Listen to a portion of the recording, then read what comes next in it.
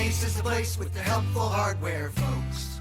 Don't miss the Ace Buy 2 Get 1 Free paint sale. Now through Monday only. Buy 2 gallons of our top paint brands, Valspar, Clark & Kensington, and Royal, and get the third gallon free. That's right, buy 2 gallons, get 1 free. You know what else is free? The help, because the paint experts at your local Ace will take the time to make sure you get everything you need in one trip. Brushes, rollers, tape, everything. Only at Ace. Offer valid through March 20th. Prices may vary. Limit 2 free gallons of equal or lesser value. See participating store for details. Blog Talk Radio.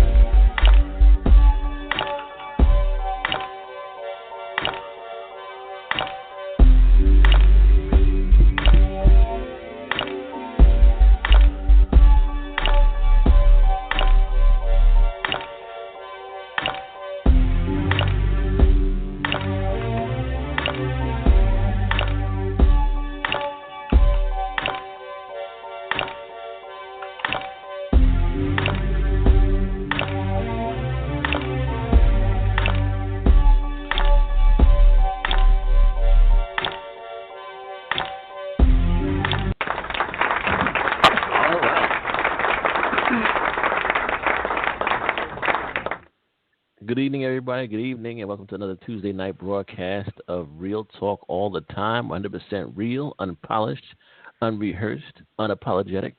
Real talk for real people. Your host, myself, H.J. Morgan. We got Sine in the building.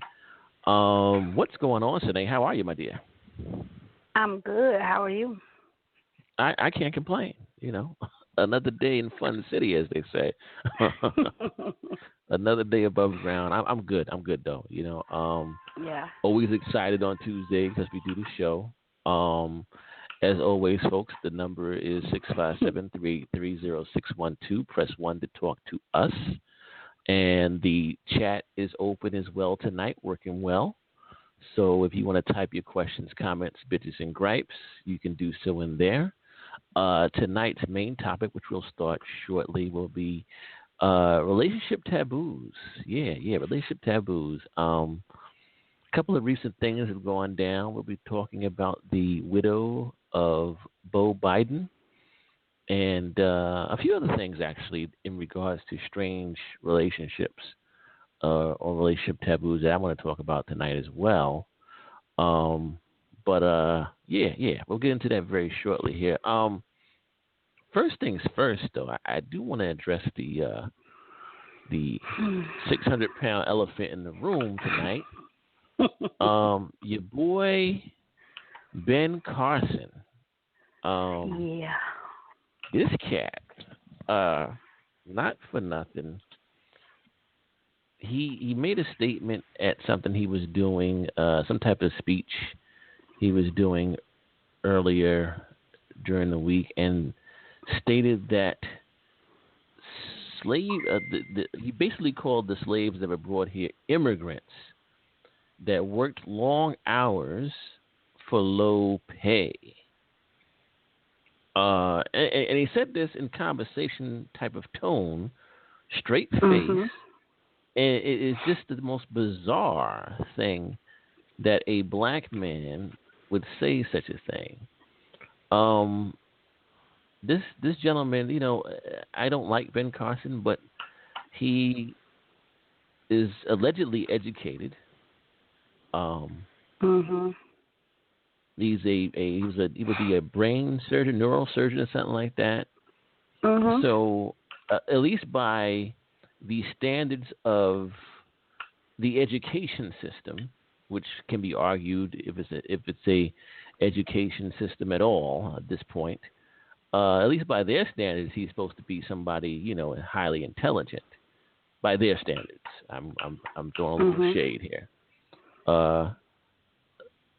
So how could you make such a comment like this and not, you know, and think it was okay? I don't know. I mean, at this point, I've joked around and I've said, hey, you know what? Standing room only on the coon train, and this is definitely an example of that. This guy, but he's always been on. He's been on since he was actually He's the conductor. Before. Yeah, exactly. He's the conductor of the train. But yeah, he's going full blown coon. I revert back to the movie Tropic or Island Thunder. When the guy was Tropic Thunder, yeah, where the guy was like, "You never go full retard." Well, this guy has gone full coon, and it's full steam ahead for him. But let me just get your thoughts and your reactions to this such shenanigans from this cat. I mean, first of all, he was saying a speech to his new employees that's going to be up under him now that he's the Secretary of HUD, Housing and Urban Development. And I don't know how it was such a stretch, but for him to connect America being, quote unquote, the land of opportunity, and then to say that slaves people in the bottom of slave ships were immigrants, and to even suggest that while they were in the bottom of these dank, putrid ships, that they had on their minds, well, at least we're going to a better place where our children and grandchildren and great-grandchildren will have more opportunities. That's bullshit. No one on that boat out there, I wasn't there, but I can say emphatically, nobody on that fucking boat out there. If anything, they were thinking, I wish I could go back home where my grandparents watched me grow, and I want to watch my grandchildren grow in my own homeland. Nobody thought that, so I just thought it was fucking ridiculous, and it just shows how detached he truly is. Like, he put no thought into that. He just said it, and he seemed to have no qualms about it at all. No, not at all. Another thing, what you mentioned about what our ancestors could have been thinking. One of the things they probably were thinking about, how do we get the fuck out of here? Can we overtake our captors? Overthrow them, exactly. Right. In certain circumstances, they actually did that. Famous slave revolt that actually took place on a slave ship was the taking of the Amistad. So, it just really baffles the mind. I mean, again, you said these were dank conditions. I mean, you were being nice. I mean, you were laying in your own shit, your urine, and if you were sick, you were laying in your own throw up. So, yeah, these were, horrible to people conditions. that were dead. Next to people that were dead, besides you chained to people that were dead. Yeah, so I don't know. It's just really insane. Like I said, for a gentleman to have, quote unquote, such high intelligence and high education to make such a idiotic comment, it makes me question what we call intelligence in this country, in the society, in this world, and what are we basing this intelligence on? And that's what it makes me think of. But there's definitely standing room only on the coon train, and this guy is the conductor, if not the motorman itself. So it's an insult actually to all of our ancestors who died in their travels here and died under these hard conditions. It's a spit in their face. And I'm a person who believes in the ancestors. I hope they take care of business, and I'm gonna leave that there. Not for nothing. Moving along, Donald Trump and his executive orders is also considering talking about hitting the EPA with, taking money from the EPA and things of that nature to kind of try to force the states to get involved in their own environmental type of management. If you look at the situation in Flint, and here we are, 2017, and Flint, Michigan still doesn't have drinkable water. That's right. You would let the state manage situations like this when it was the state that allowed a situation like this. Again, the rationale behind this, I don't know. I mean, I know they're trying to cut funds and costs and stuff like that, but I don't think that's a department that should be cut. And anything, you need to add money to that so they can prevent situations like this from happening. But of course, Donald Trump and his cabinet's water will never be affected. So why do they give a fuck? But what are your thoughts on that? Well, it's just like you said, he doesn't care because it doesn't directly affect anyone that is connected to him or anyone that is in his quote unquote status. So it means nothing to him. Those of course are expendable people. Like they're not really seen as valuable, and that's dangerous, and that's a problem. And for him to cut back on that, but you have your Secretary of HUD saying this is the land of opportunities. How? Mm-hmm. How is it that we can have commercials here in America that run commercials all the time about how we need to help other people in their drinking water, and we don't have proper drinking water for people here in the state? Right. How is that? Like, how oxymoronic is that? And I just, it's disgraceful. I don't know how he sleeps. It's disgraceful. Like, to see that and to know that babies and children and older people and everybody else has been affected by this water, and how long-lasting effects children with brain damage and issues, even if it's just something as slight as maybe a learning disability still, all of these things could have been prevented. And for him to just ignore it and go on, for this to be going on for years. Mm-hmm. And my thing is we're talking about Michigan, but it can't be just Michigan. It can't be. Oh, no. That's just what's on the forefront right now. But it's definitely not just Detroit that's dealing with this. And so, to me, it's just shameful. I don't even understand how he could be just a human being and be okay with that. And then on top of that, want to slash whatever efforts they are trying to make. Right. Exactly. It is incredible. It's incredibly asinine, it's just insane, But again, you stated that you wonder how he sleeps. Honestly, he probably sleeps just like a baby because he just doesn't give a damn. He just doesn't care. He doesn't care. He doesn't care. I'm gonna go ahead and take a quick call here. 0124. What's your name? Are you calling from? Hi, it's Evelyn from Bridgeport, Connecticut. I just have one comment. Hey, Evelyn. Hi. The reason all of this is happening with the slashing of the EPA and all of the things that they are allowing is it all comes down to oil. This is about oil, and these companies are making deals to be able to dump their waste into the water. So when they lower the regulations, then these companies can do that. Right, exactly. And and they're going to dump them in areas that affect poor people and their drinking water. Right. It's like it's almost like mass. What's that word? Genocide. Right.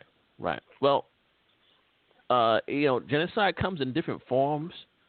It's not all being marched off to some faraway, unknown destination, like a concentration camp or an internment camp. There's all types of genocide. There's, gentrification. There's poisoning of the water. Of course, there's drilling, as we see here in Standing Rock, drilling on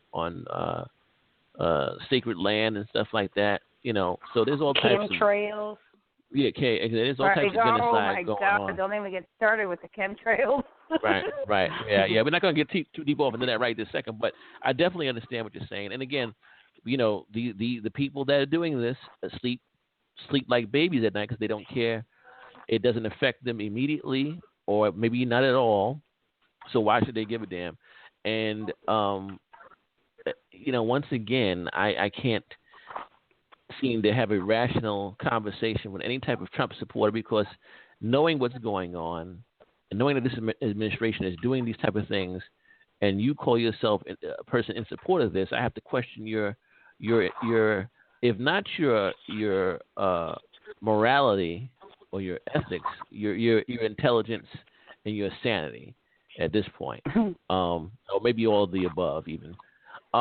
Real quick here, moving along, in keeping on with Trump here, there was a March for Trump demonstration that was held in Berkeley, California. Oddly enough, it was held at the city's Martin Luther King Jr. Civic Center Park.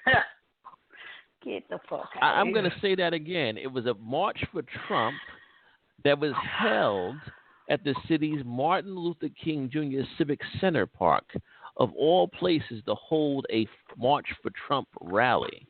Well, this rally ended up in violence as Trump supporters clashed with counter-protesters and in Berkeley. I'm not going to lie, Berkeley is turning up these days, boy. There's all types of... they are. They're getting it in out there. First, they had the altercation when they had Milo Can't Suck Enough Dick that was going to come out there to speak, and now they have this. So Berkeley's they're getting it in out there. I mean, it's interesting out there. It's very strange, but yeah, it's a hot spot. And you know what? Berkeley's always been a spot that turned up, even back during the 1960s. During the civil rights movement, Berkeley was the place that would get it in somehow. They're out there, so I don't know. Maybe it's something in the air, but things tend to go south quick when it comes to rallies and demonstrations out in the Berkeley area. So either way, if to the Berkeley, if you got any listeners out there in Berkeley, if you knocked out a Trump protest, I'm gonna give you a strong J.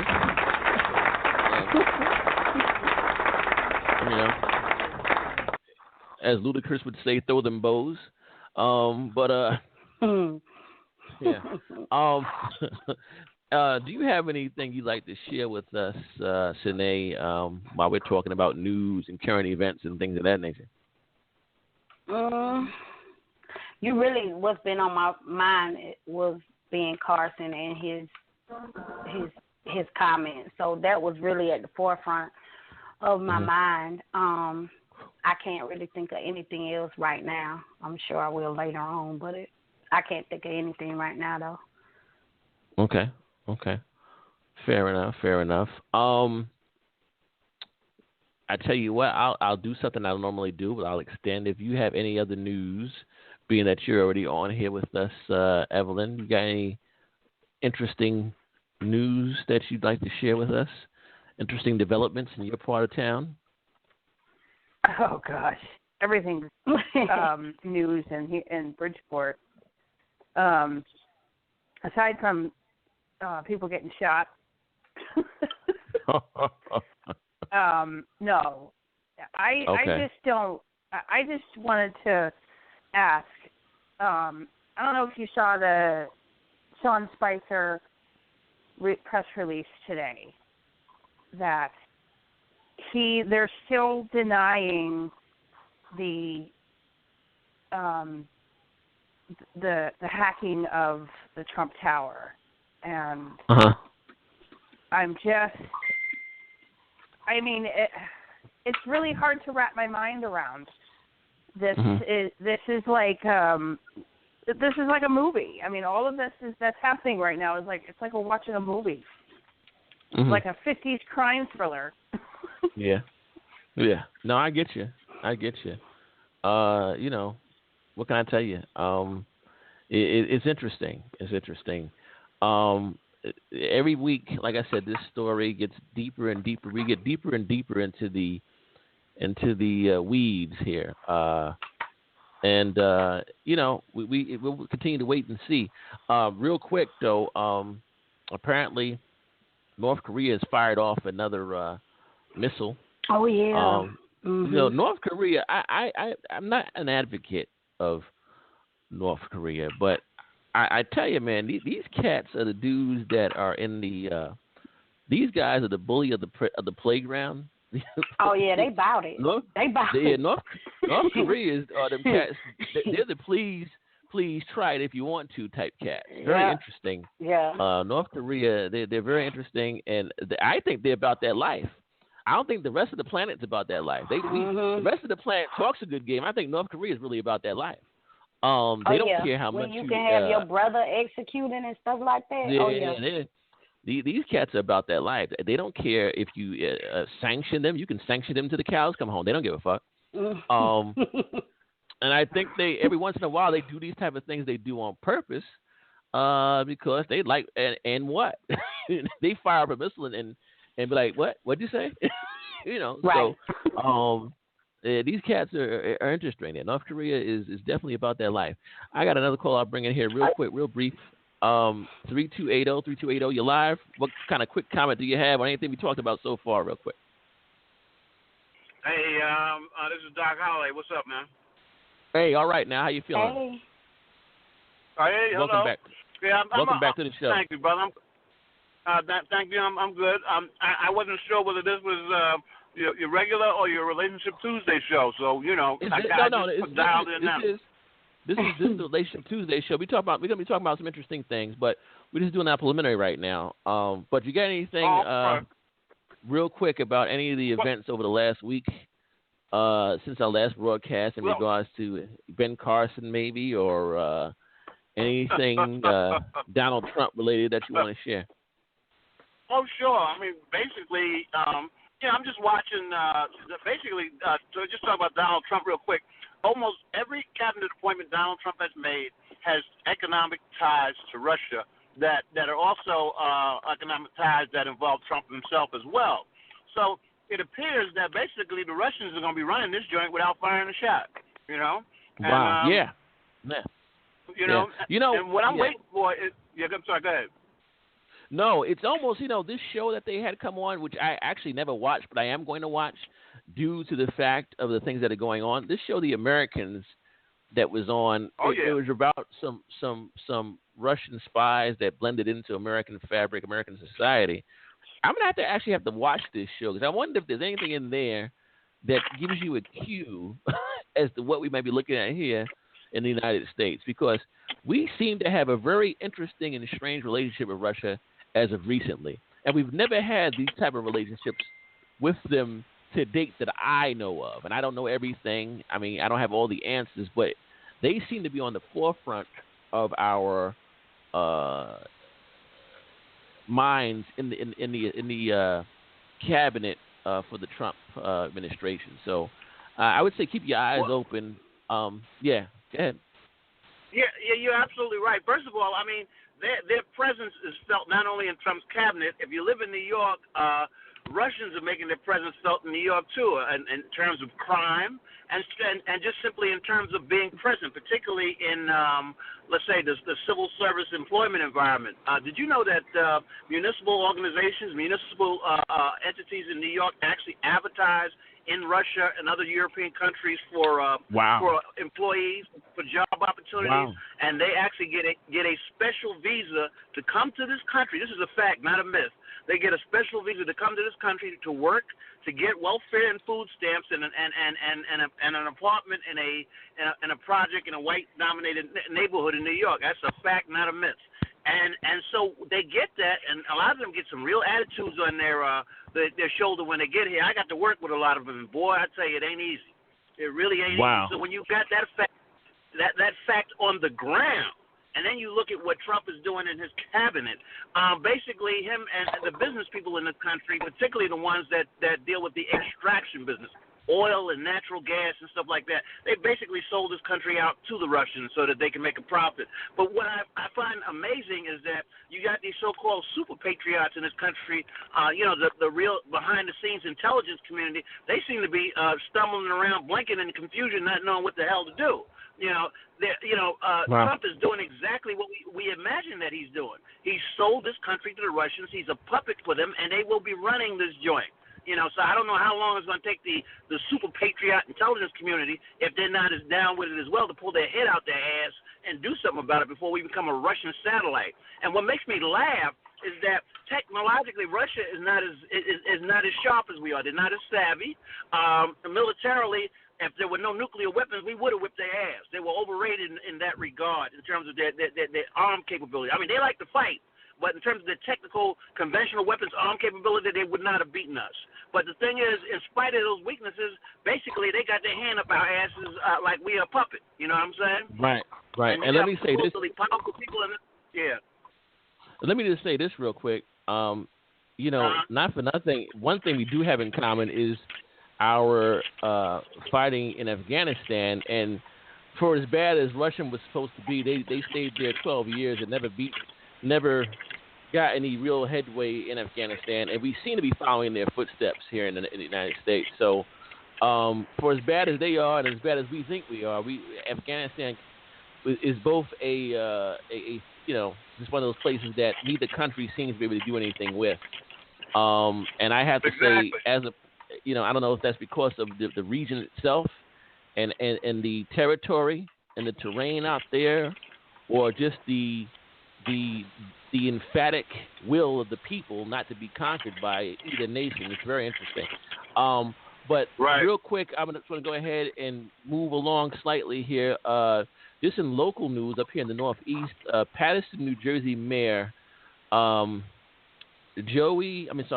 Joey Torres has been charged. There's an ongoing corruption investigation, going on with him here in the New Jersey area, and he may be looking at some charges. Abuse of power is one of them, and some other charges might be coming down for him. So he has some corruption going on, and they're calling him out on it. So it was a big news conference up here in the New York, New Jersey area in regards to him. So that being said, I'm going to go ahead and get ready to wind this into the next segment of the show. Again, the number is 657-330-612, 657-330-612. Press 1 to talk to us. The chat is open and live, and we're going to go ahead and take a 50-second break, and we'll be right back, guys. Real talk all the time. Can I give a shout out right quick? Oh, go ahead. Absolutely. I want to shout out Chance the Rapper for donating $1 million to Chicago Public Schools. Yes, that's right. You know what? This cool. Yeah. Chance, and I'm going to say this. Caveat on that. He also turned down several million from a major label to stay independent, and a lot of people are probably saying, "What the hell?" But apparently, somebody is mentoring him properly because he's independent and he has control of his own music. So that's good. And another strong J there to wrap this chat. He's doing things against the grain, and I want to see how he develops into an artist. That being said, I'm going to take a 50-second break. We'll be right back, guys. Real talk all the time.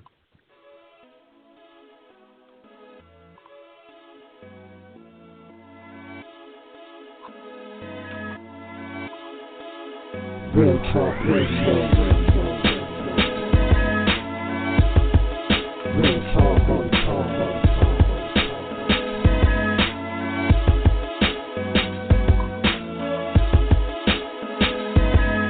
100% real.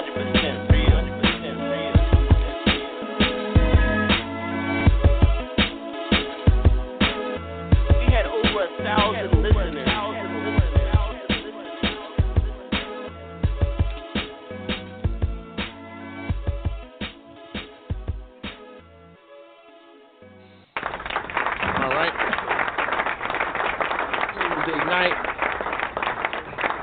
Relationship Tuesday, we are going to talk about relationship taboos. Now, one of the main things I'm going to have you touch on that, Sinead, was there's definitely this thing with Bo Biden and I guess his brother's widow. Is it? Yeah. Okay. Bo is the one that is he's the one that that passed away. Bo is the Oh, my one that bad. passed So, away. all right, my bad. So, Bo passed away, and so is it Hunter Biden then? That Yeah. is it Hunter Biden? Okay, Yeah. so Hunter Biden Hunter is his brother. Yeah. Right. Okay. So we're gonna jump into that real quick, but I just want to go ahead and being that we touch on different aspects of relationships, I do want to mention something that I find interesting before we get into that, and it's along the line of relationship taboos. You know, I have witnessed and have been observing interesting behaviors of a lot of single mothers out there. Recently, there was a photo that went viral, and it got a lot of different responses. It was a photo of a black woman who posed naked with what would look like her son, who was sitting straddling across her lap. This kid must look like he was about between the ages of 7 and 10, possibly. I don't know. Did you see that photo, Sinead, at all? I didn't. You did? I haven't Okay. seen it. All right. Mm-mm. So anyway, it was just very odd to me, and you know, a lot of you saw it on Facebook, or where did you see it? No, I actually saw it on YouTube because Corey Holcomb, who I listened to his show, had really went in on it, and you know, one of the things that I that came to mind is I noticed a lot of women who are, for lack of a better term, I don't know if it's consciously or subconsciously making their sons out to be the surrogate husband in the family. I have women calling their sons not their prince of the family, but their king, and this, that, and the other. And it just seems really strange and odd. And I wonder if women are some single women, I can't say all, are making their male children surrogate husband type figures in the family. I know back in the days, you see the movies, and even father would go off to war or whatever. You're the man in the house while I'm gone, boy. Stuff like that. Mm-hmm. But I don't know if a lot of women are taking that someplace else. It just seems bizarre and strange to me, and I don't know why that's happening, and I don't know what to make of it, honestly. There's a series out, Psycho, which is based off of Alfred Hitchcock's old movie and book from way back in the days, and there was always innuendos, at least in the show they have right now, the modern day version of it, there's innuendos between the son and the mother. And then as a recent also, there's a female model who posed in lingerie and with two of her sons. One has his hand on her leg, and the other one is behind her, up against her leg in a very provocative manner. And these are both her sons. So I have to say, and I'm going to ask you, what is that about? Have you noticed anything odd here? I haven't seen the new trend? Either one of these pictures. I mean, I haven't seen either one of these pictures that you're referencing.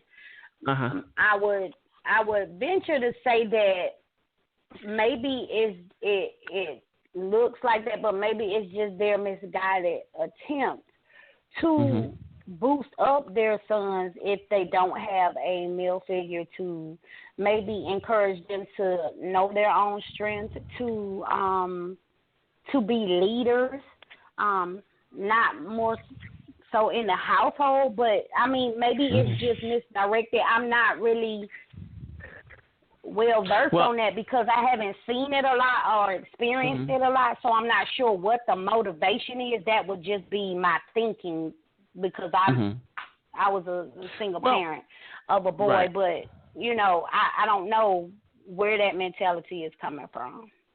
Well, the one with the two boys, her name is Stephanie Seymour, and she has this ad. For those of you that are listening, if you want to Google the picture of Stephanie Seymour in lingerie, you can Google it right now, and she has two of her sons posing with her in this lingerie, and it's very provocative. and not for nothing, I don't know what the message the mother would be trying to send to the sons in a picture like this. Now they're calling it eccentric. I call it a little weird, but it's just it's really bugged out. I don't know, and I just wanted to know from people: is this a trend or is this something? Is this thing catching on here? But like I said, another thing too, in regards to relationship taboos, if I'm not looking at that and seeing women reference to their sons as their kings and that, then if they're not doing that, then they're putting makeup on little boys. I've seen pictures of women putting makeup on their sons and fingernail and toenail polish. So then if you don't have the one, then you have the opposite and complete opposite of that spectrum. So I just don't know. I just think that it's a very strange relationship thing with your with your child. I don't see any single right. I don't see any single fathers who have daughters that are giving their daughters Caesar haircuts. So it's just very odd to me. Very strange, very very strange. Don't know what to make about it. Yeah. But okay, hold on a second. I have a caller here. I'll bring the caller in. Caller from 8365. 8365. What's your name? Where you calling from, please? Good evening. This is Salima. I'm calling from North Carolina. Hey, what's going on, Salima? How you doing? Welcome back to Real Talk All the Time. How's everything? Thank you. Everything is awesome. I want to first say I'm angry with you for having me Google this woman and her son. I'm angry with you. Okay? Because in addition to the lingerie shoot with her two sons, photos came up of them on a beach, her in a bikini and him in his boxer shorts. They're kissing on the mouth. Really?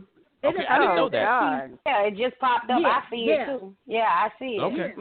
It appears in one picture of them on the beach, she's either adjusting his shorts, but this kid clearly has a hard on in this picture. Really? Oh my goodness! Yeah, are you serious? They're disgusting. I'm not pulling that up. Yeah. I'm not gonna pull it up, and I apologize for those that looked and found that. Yeah. If you're sensitive or whatever, that was not my intent. I didn't know about the other picture. I just saw the one with the lady posing with the two boys on either leg, which I just that at least answers your question, though. Right. So, go ahead. Because there's more now. There's another picture of her and her two sons. One is behind her, and that one that she was on the beach with, she's basically sitting on his lap, and he's embracing her like they're getting ready to kiss. So, oh my God, there's something wrong with those people. So, okay, well, now that has been revealed, because I didn't know about this, and I thank you, and I appreciate that. This is what I'm talking about. This is what I need. I need the feedback from those that listen to the show. If you see something that I didn't mention, please. This is what I'm talking about. I appreciate that. So, Sidney, now we hear more in regards to this. So now, what are your thoughts on this? This is just to me. It's perverted. It's sick. It's not. I'm looking at several pictures that it brought up. It's not artsy. The quote posed pictures that's like in a studio. None of them are like avant-garde or artsy to me. They seem very inappropriate. It's very concerning, and these pictures are the type of pictures that will have someone like me in her life on my professional side, because these pictures are highly inappropriate. I don't care if they're teenagers or not. It's highly inappropriate, and to me, it looks like abuse to me. Right. Whether the boys are willing or not, it's very, it's extremely inappropriate. Right. Yeah. Exactly. Well, this is definitely the right broadcast. That's definitely a relationship taboo. I just want to say this. You mentioned something about artsy. You know what? If I really wanted to go there, I could take a dump and stare at it and find a face and call that art. What dictates art? I don't know who dictates what's art and what's not. And I said that on purpose for shock value. When you think about it, wait, so who dictates what's art and what's not? I can say anything's art. Yeah, you know what I'm saying? I don't know. Like who dictates what's art? I don't know, but this is becoming a trend. I don't know why they want to do this. The sister, on the other hand, I think she was trying to be, she was probably trying to be artsy. She was probably trying to be, she did this, and it could have been also her being funny because she is a comedian. She's an up-and-coming comedian. Is? I know exactly what she is. Okay. And she did this after Beyonce's pregnancy shoot. Interesting. I'm thinking that was what she was attempting to do, but her son is too old for that. And yeah, that's what I thought. This kid is way too big for that. The only thing that they had on was a pair of Jordans. Both of them had on the same Jordans, and I just thought the picture was odd. And today, Sierra and her family. Oh, that picture's ridiculous. Their pregnancy picture, where her husband is behind her, looks like on his knees, and he's holding her belly, and she's holding her son in her arms, and you see his bare butt. Like Sierra has on a pair of underwear, but they're all, you can't, I don't understand why people think this is okay. Right. I just think that picture with Sierra is just too much. It's like doing the most. It's like too much. It's too My much. response to the picture was, I'm sorry. I think people allow too much intimate access to the world. If you take this picture, why not limit it to your family and close friends? Everything is not for everybody. Everybody shouldn't see these things. Why release them to the public? Right. And then if somebody snatches your son and molests your son because his bare butt is on the internet, whose fault is that? Right. Well, I just want to say this. One, there's a lot of interest. There's a lot of weird energy being let out. You know what I'm saying, into the universe, and we got to be careful about who sees what. I'm just going to keep it there. I'm not going to go too long into the metaphysical thing right now, although I could, but I won't. But I will say this. There was a brother, I don't know if it was last year, 2 years ago, that posted a picture on social media, and he was in the tub with his infant daughter. And people went off about that photo. People went off and immediately, painted the brother as, well, what if he's a child molester or whatever, something like that. So they went off about a man with his female daughter in a tub situation, but I didn't see nearly as much blasting of the young lady that we just mentioned with just the Jordans and her son. And so I have to ask, and I don't know if you were on when I mentioned this before, is because like I said, I mentioned earlier in the segment, I don't know if you heard this, I'm hearing the language of a lot of women, single women who have sons, and they're putting, I don't know if they're putting them in a surrogate position as the man in their life in the house, consciously or unconsciously, but I'm just finding strange things that I'm starting to see from some women, not all, some women who are single and have these young boys. And like I said, I'm either seeing them do weird stuff like putting makeup and fingernail polish on these boys and posing them, or they're doing the reverse, which is what we see this other stuff. So I don't know. I'm stumped, and I'm disturbed by it, honestly. I'm disturbed. I truly am. I can't call it. There's just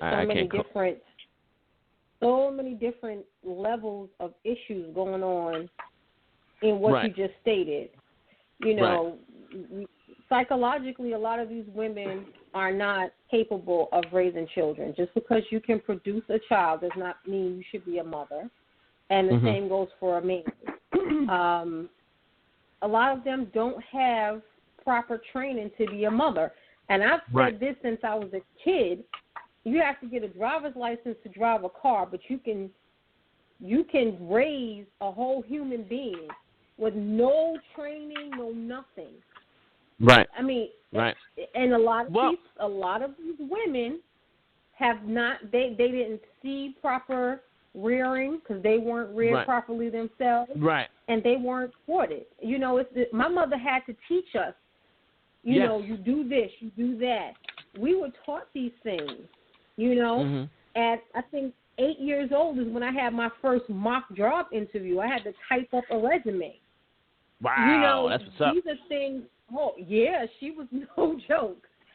You know, we were taught properly how to interact in society. You know, with women today, for some reason, are just completely out of whack. Even with this woman sitting on her knees in the Oval Office. What the heck are you, like, what kind of animal are you? Like, it's everywhere. It's not just with us. It's everywhere that people don't know how to interact in social situations because they were never taught. Right. I mean, if I'm not taught how to do, if I'm not taught how to drive a car, I can't just get in the car and say I want to drive. Right. Somebody has to teach me that. Right. No, you're right. I think you're that's right. the biggest issue. Yeah, absolutely. And I just want to say this real quick. I actually did see the pictures, unfortunately, and the ones with the boy with his mother on the beach, and he clearly has an erection, clearly. And I don't know. It's just it's a bit much for me. But I do want to say that this is very bizarre behavior. You know, I don't know. I can't call it. But I'm going to get back here to Sine. Sine, I know we wanted to jump into this whole Biden thing, this relationship thing. So I'm going to give you the floor, my sister. What you got for us here? Okay, to give you the background, everybody should know that Joe Biden was our vice president. His son, Beau, he passed away from brain cancer in 2015. Let me look, May of 2015. Later on that year in October, his brother, Hunter, legally separated from his wife. Now, Hunter and Beau's widow, her name is Haley. They are now together in a relationship. I'm not sure if they're really engaged or if they're just dating right now, but from what I've read and seen, Joe Biden and his wife are supporting them and saying that they feel relieved that they found each other during this time of mourning. However, his son Hunter is not divorced yet. And this is like out in the open. God knows how long it's been going on in private, but now that it's out in the open, I just wonder, like, how is that going to work when you have children? If they eventually get married, these children are going to be cousins, first cousins, and step siblings. Like, how do you explain that? How is that okay? So I'm interested to hear what people think about that. Well, I'm gonna tell you. So let me ask you a question: Did Beau and his wife have any kids at all before he passed? Yeah, actually, they have a son named Hunter after his brother. So yeah, they have children, and Hunter has children with his it's still his wife. It's not his ex-wife. Mm-hmm. Okay. So Hunter has, I think, 3 daughters with his wife, and I know that one of Beau's children is named Hunter. I'm trying to think of how many children they had together, but yeah.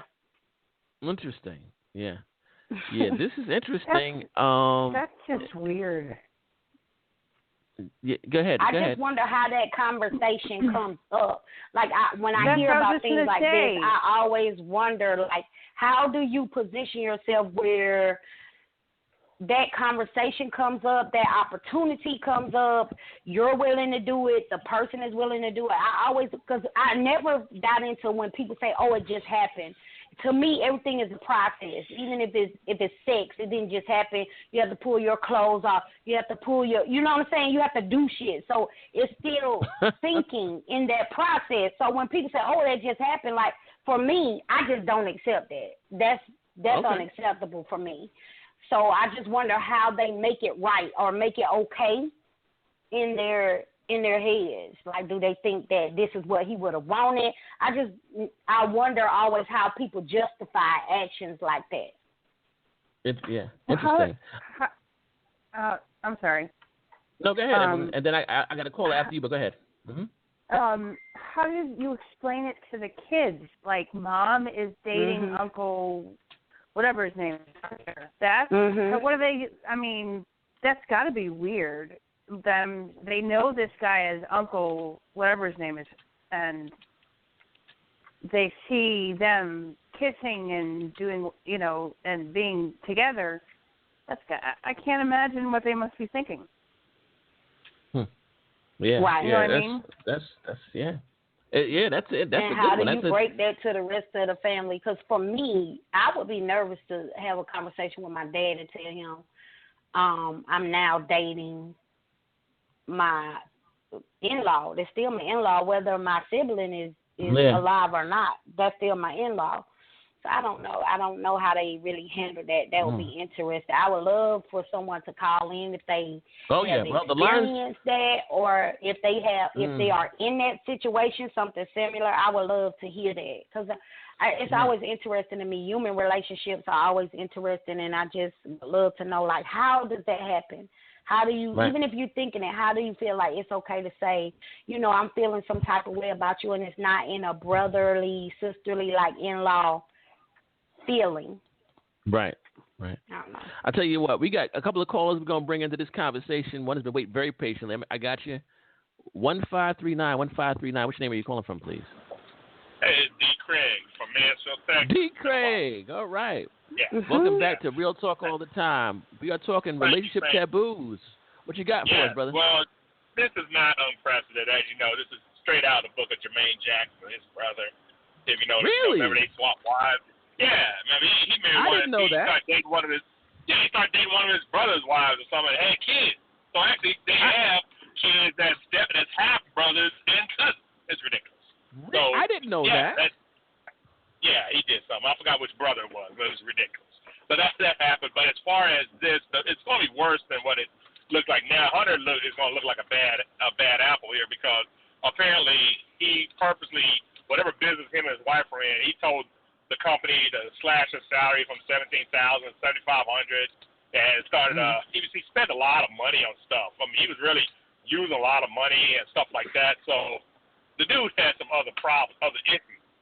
This is just part of the whole bigger picture of it. So it's it's going to be a messy divorce here and stuff like that. I remember when I went through a divorce, the first thing the judge said is, "Hey, nobody mess with the money, freeze everything."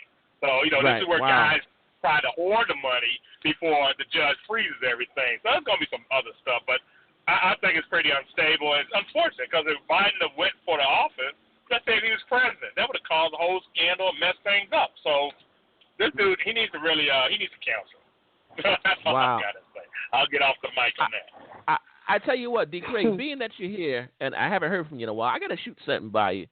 I know you are a man of the faith and the scripture, so I'm going to go ahead and I want to ask you something. And I'm well versed myself, but I just want to say this. There is something for those of you that are into scripture, and I'm just using this as an example. I'm not going to get biblical or anybody religious, but it is something in there that says that if a man pass away without having a child, that his brother was supposed to, by law,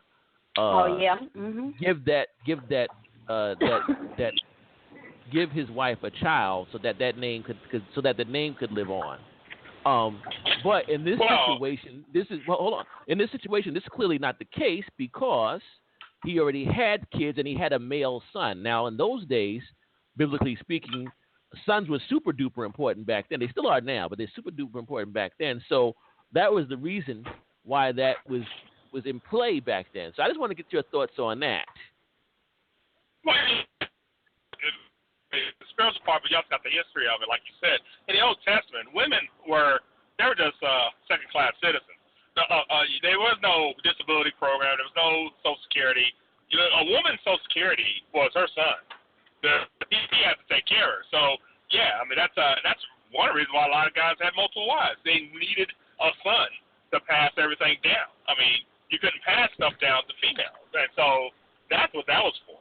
So, right, okay. You know, the law is different. You know, that's more of a legal thing. That's now women got rights and all that. You don't have to do that. You know, am I my brother's keeper? All I'm saying is there are millions of women on this planet. If you're gonna get divorced, you're gonna go with this chick.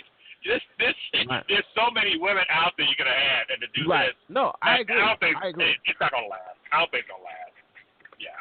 Right. No, I agree with you. I was just bringing it up because, you know, there'll be some that will say, well, now look, you know, blah, blah, blah. So I just wanted to bring that up. I'm going to go ahead and bring the next caller in. 9561 is your last four. 9561, what's your name? Where you calling from, please? This is Shell, Chicago. Hey, Shell from Chicago. What's going on? Welcome back to Real Talk all the time. How you doing? Hey, how y'all doing? Okay. I just feel like it's a bunch of baloney. Y'all have been doing it. I think, in my opinion, I've been in a situation as a person who, a family member cheated with a mate of mine. So I'm looking at it, and I feel, I feel that's a whole nother story segment, though.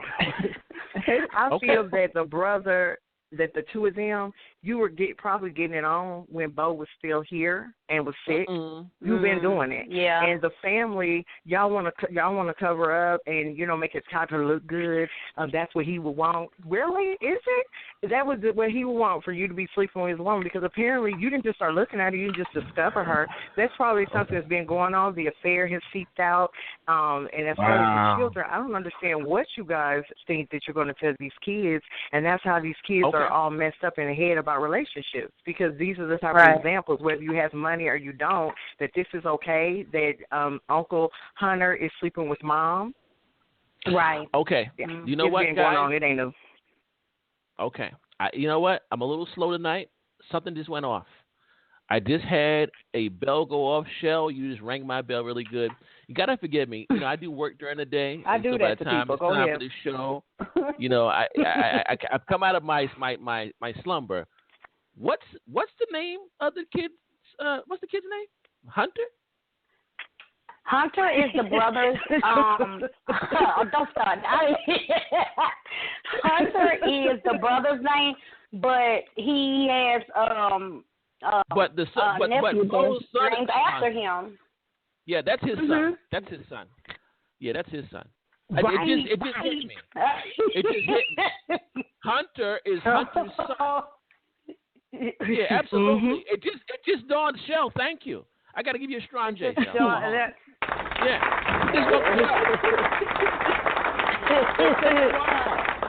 Wow, guys. It took a while. It took me a long time tonight. Damn, a half hour. We've been in this segment about a half hour. My bad. Yeah. You're right. I think this has been going on for a minute, and now that it just dawned on me that Hunter is the nephew. Hunter is actually the son. I agree. It could be that. I mean, I don't know. Hey, Sine, what do you got now? Shell has brought us some alternative facts. What do you got? Man, that's alternative truth. I don't know, because I could say this. My niece is named after me. My son is named after my brother. But people do name children after people that they may be close to in their family. Okay. So it might not be. No, but I'm saying the name might just be a coincidence. I'm not sure if that. I mean, it could be. It could be. But I've come to the conclusion in the last few years of my life, there's no such thing as coincidences. Seriously, when you really look at things, sometimes you just stand back. Yeah, there ain't no such thing as a coincidence. No. Wow, interesting. Evelyn, what are your thoughts on that? Do you think Hunter is the son? He very well could be. I mean, he's the youngest, right? Or is he the? What is he? Where does he fall in line at there? What is he? The brother or the child? The child. You're talking about the brother or the child? The child. I think the daughter is older. I think the daughter is older. Interesting. Be, yeah. How did Bo die? So He had Hunter brain been hunting cancer. that for some years. Bo had brain cancer. Yeah, he had been fighting it, Okay. but he I died was of about brain to say it cancer. was a car accident. Yeah, I don't about to say if it was a Oh car no, accident. it was brain cancer. Okay. All right. Yeah. Wow. He was a Marine. He served in overseas. Okay. Oh, yeah, that's right. Salima, what do you got for us? We had some interesting developments in the last few seconds. What are you thinking now? When you said the light bulb went off, I fell out. I'm like, yes. Yeah, I'm slow tonight, y'all. I'm sorry. A junior. The Cavassier hadn't kicked in yet.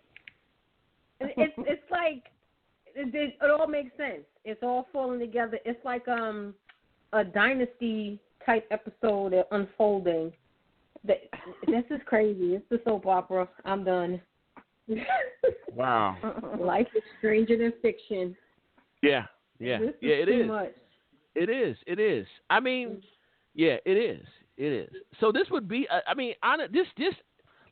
I'll take the whole idea that it could be his kid out of it. Even so, it's still a taboo. It's still very sticky territory. So. Very sticky territory. Very much so. Very sticky territory. That would not fly in my family. That would not fly. Yeah. You know what I always say, for those that have listened to the show for years, I always say Thanksgiving this when all the drama comes out. You understand what I'm saying? You do this is crazy. Thanksgivings are interesting in this house. You understand what I'm saying? Thanksgiving are going to be interesting in the Biden home, without a doubt. You just can't avoid it. I'm going to bring a new caller in here. Caller, trying to bring in 1640-1640. You're live. What's your name? Are you calling from? Hey, guys, it's me. Hey. All right. Bro. April, what's going on? Nothing much. Before I bring in the next taboo subject, I actually know somebody, actually my aunt, her best friend, married brothers,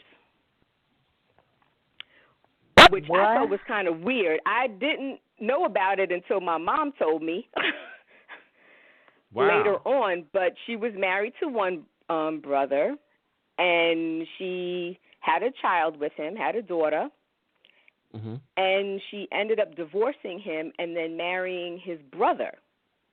I don't know if she wanted to keep the same last name or what.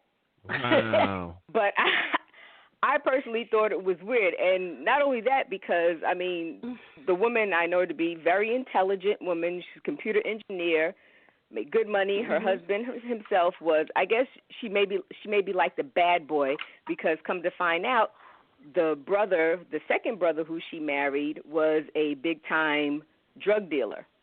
Wow. And he actually is in prison, and they got him on a RICO statute, so he was that up there. The only way they got him was on her. So I don't know if it was she wanted more money or what the deal was, but me personally, people do it all the time, but me personally, I can't see that. I couldn't see marrying my brother-in-law. Right. Well, you said something interesting, April. I just want to go back to, you said that she's intelligent. I'm going to say this. When it comes to affairs of the heart, you can't even bring intelligence into it, because sometimes what happens with these situations is they transcend what we want to call smart decisions or intelligent and rational decisions. You understand? I knew a guy. Well, I say books, common sense. People have a whole lot of book smarts, but not a lot of common sense. Yeah. But when it comes to love or lust, if you will, I don't care how intelligent you are. I don't think that even comes into play. I think that oftentimes, depending on what makes you tick deep down, you could be a rocket scientist, and in fact, what? All jokes aside, remember there's a case many years ago with this female astronaut. There was some astronauts in NASA that killed somebody over some type of love triangle shit. You guys remember that story? Well, she tried to kill her rival. She tried to kill her rival, and she wore a diaper the whole ride. Yeah, wore a diaper to drive from Houston to Florida. Yeah. Well, you're absolutely right. I watch a whole lot of what is it on TV One For My Man? And all of that. Yeah, it don't matter, man. You know, stuff people will do. Once you start talking sex, love, or whatever, forget. Just throw it. Whatever degree you think they have, throw that shit out. That shit is moot. It's moot. It's like all common sense goes out with an orgasm. That's it. Once you release. That's it. That's it. For some folks. You know. Yeah. Once. Yeah. Absolutely. You're right. That's it. After that, very interesting. But so. It's so funny. So so shit like this actually transcends any type of race, creed, or religion, apparently. So you can't say that, only these particular people do this, or only these particular religion people. Can I clarify one thing? Yes, go ahead, brother. Can I clarify one thing? Yeah, it was Jermaine Jackson's wife. His wife had 2 kids from Jermaine, and then she started dating Randy. I don't know who was first. No, it was Randy. I'm sorry, it was the other way around. Randy as well. Yeah, other way around. It was the other way around. It was Randy first, and then Jermaine got her. Yeah, so you got half siblings that are also cousins. I think that makes things strained. You know what? Can I tell you something? In a situation like this, and I'm not in the situation, so it may be easier to say, but I'm paid, right? I'm Randy or whoever the hell Jackson. I'm paid. I'm not going to even be involved in that anymore. If you want to go there, I'm taking my money and I'm bouncing. You ain't going to never see me again. You understand what I'm saying? Because the situation is just too damn strained. I don't want to be a part of that. I think he stopped speaking to him for a minute behind that. Because I guess gone, it was just weird. Especially since I think he was having problems with the family.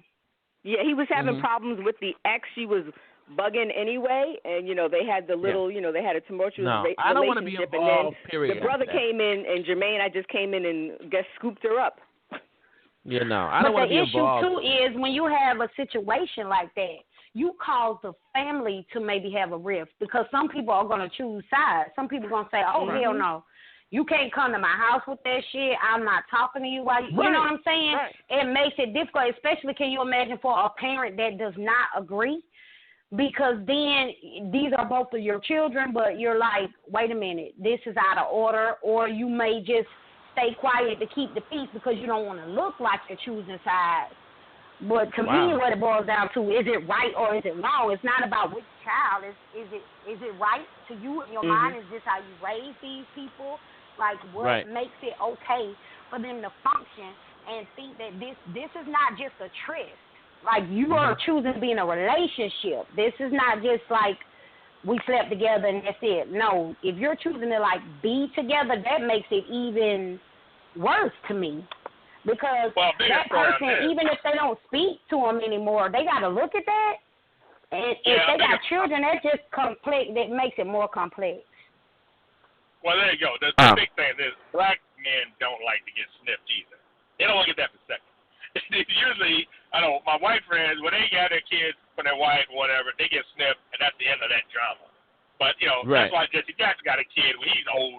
We're going to be 2068, and they're going to talk to Jesse Jackson's lone surviving daughter or something because he wouldn't get snipped. Black men don't like getting snipped. If he had gotten snipped, that could at least the kid is what's really bizarre. Like you said, the kid thing is ludicrous. You can almost overcome the infidelity. But the kid, that's lasting. That's permanent scar right there. Yes, it's a reminder. Of course. Wow, I'm gonna tell you something, guys. And then the lines there's lots of people on the line. If you want to talk, I know this happens. If you want to talk, press 1. So I know you want to talk to us tonight. Again, press 1 if you want to talk. The call in is 657-383-0612. Phone lines are on blast. They're on tilt right now, and the chat is on. The chat is working. So definitely chime in if you have a.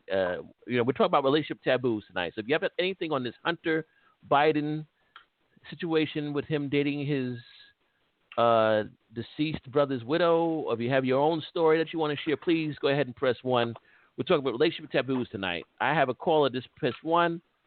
9486. What's your name? Are you calling from, please? Hi, everybody. This is Leah Craig, and I'm calling from Mansfield, Texas. Hello. All right, Leah, what's going on? Long time no hear. Sorry I I'm know. late. It's all right. Yeah. Listen, Taboos. Miss your voice, and I'm trying to get more people to call in. As It's far all as good. relationship taboos, well, let's see. Well, when I heard about that particular relationship, the old Biden thing, I just said that sounds like something that's been going on already for a while. It's just now surfacing. Yeah. Again, I had to give it to Shell. You woke me up. It just wasn't clicking at first. And like I said, the Cavassier hadn't kicked in yet, so shouts out to you again. But I to me, and like you said, I think this has been going on for a while, and Hunter might be Hunter Jr. I don't know. It's speculation. But I tell you what, I agree. If we take it to Maury, if they take it to Maury, it's gonna be interesting. I'll take off work to watch that episode. It comes on when I'm supposed to be at work. But if they ever all go on Maury, I'll stay home just to watch that shit. It'll be really interesting. But like I said, I mean, you have family functions. Like I said, the holidays come around, which is, whether you believe in the holidays, whatever, that's always family time no matter what. That goes across the board. Everybody uses Thanksgiving and Christmas and yada, yada, yada, yada as family time. So Thanksgiving is going to be interesting in that household. It's going to be very, very strange. Very, very strange. So I don't know. It's just really weird. Really, really weird. Wow. Anybody else got anything on that one? Anybody want to chime in? I had to sit back for a second and just say, wow, because like I said, things are starting to get really clear to me now. Just, really weird. Yeah. Well, I mean, it may be true what Shelley said when I think about it, because Bo died in May, and then 5 months later you separate from your wife. So maybe he was trying to make it look like I've, spent a little time to not make it as obvious, but it could be that had been going on for quite a while. That's true. Yeah, absolutely. How long was he sick for? Yeah. I haven't. It been on and off. Go ahead, Cher. I'm sorry. We're listening, Cher. We need a button so I can. Because I hate feeling like I interrupt people. But no, go ahead. They're probably going to manipulate the children also, and what they're going to use is Bo died, and so that's why Hunter's been swept in. Like, you know what I'm saying? Like, he saved the day. Yeah. That's how y'all going to feel it. Oh, boy. Like, he did something really noble. Oh, man. Isn't that something? Right. Well, right. Again, like I said, he's doing more other shenanigans with the money and stuff. So that's going to eventually come out. So it's going to be, he won't be able to keep that going. I mean, the dude, like wasting money on jewelry and he burnt his wife on the money, cutting the salary down from $17,500 to $7,500. Typical rich guy stuff, trying to squeeze out the wife, the first wife. That's going to catch up with him. It's going to burn him eventually. Right. And you know what's so funny? Now, here's something, D. Craig. Now, this family is well off. They're paid in full several times over. So, of all the women in the world that you could have, this guy can buy and sell females if he wants to. He messes with this particular female. I mean, these guys. We're not talking about hillbillies in the trailer park right now, who they just don't have a choice, I guess. You know what I'm saying? Cletus ain't got no teeth and shit, and Leroy's in the back, whatever. You know what I'm saying? We're talking about people that got some money. So, it's just really wild, man. This is interesting. Very, very interesting. Man, this dude could have went on his own reality show and be a bachelor and pull out. Right. And all. Yeah. That's funny that you said that. Excuse me, I didn't mean to talk over you. But what it reminds me of, and I apologize for the noise, I'm trying to get home, but it reminds me of The Young and the Restless and Dallas. There's nothing new under the sun. And if you really look back, for those of you out who were fortunate enough to be able to watch The Young and the Restless during the summer, look, when we weren't in school, but back in the day. But, people do this stuff all the time. And I don't know. I know it creates a lot of animosity within family, family structure, but they do it. I think it's just more or less coming to light. What bothers me, although I'm not, that personal and up close with the Bidens, I kind of feel sorry for the family. I mean, for the couple, for Mr. and Mrs. Biden. You know what I mean? Yeah. So yeah. that they would have to endure such a thing like that, and it's all out in the media. So that's my take on that. Right. Well, I'm going to go ahead. I don't want to be a chicken coming on the roost. I'm not sure if this Mrs. Biden was the other woman. If I'm not mistaken, old man Joe Biden was screwing around when his first wife died in that car accident. I don't know if this is the woman he was doing it with, but, the apple don't fall far from the tree. But he had such a good nature, good publicity, people ignore that. Right. It was so long ago, like 1972 or something. Right. Well, listen, I mean, since we're on the topic, didn't your boy Steve Harvey, didn't his wife used to deal with two cousins or something like that back in the days or something like that? From what I understand. I think you're talking about his current wife. I know he had multiple wives. Yeah, but no, his current wife. You're talking about his current wife. Yes, his current wife. You're talking about his current wife? His current wife, Margie. Is her name Marjorie or something like that? Whatever her name something is. Like that. I don't care. But she used to mess around with two different cousins who were both, quote unquote hustlers in the drug game or something like that.